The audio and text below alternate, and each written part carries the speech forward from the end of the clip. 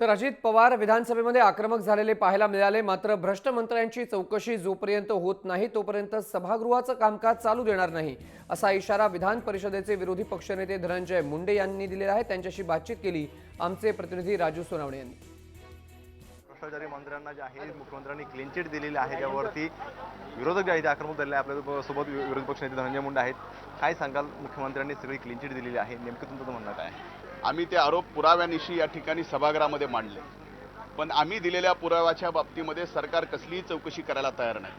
म्हणून या ठिकाणी आम्ही मागणी केली की कमिशनर ऑफ इन्क्वायरी ॲक्टच्या नुसार आणि सिटिंग जजच्या हायकोर्ट जजच्या मदतीनं या ठिकाणी ही सबंध प्रकरणाची चौकशी व्हायला पाहिजे।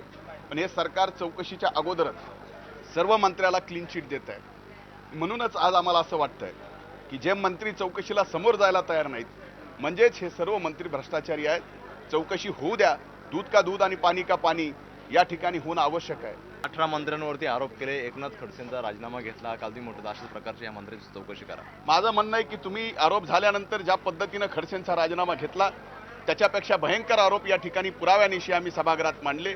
त्या सर्व मंत्र्यांचे सुद्धा सरकारने राजीनामा घेतले पाहिजेत। राजीनामा घ्या की न घ्या, पण तुम्ही चौकशी तर नेमा। तुम्ही चौकशीपासून कसं पळताय?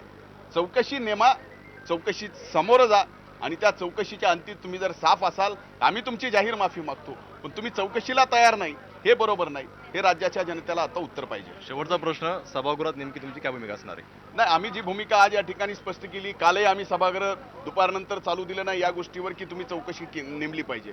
आजही आम्ही या ठिकाणी दिवसभराचं कामकाज तहकूब केलं, या ठिकाणी चौकशी झाली पाहिजे। या भूमिकेवर आम्ही ठाम आहोत। कॅमेरामन शिवाजी काळेसह राजू सोनावणे, जय महाराष्ट्र।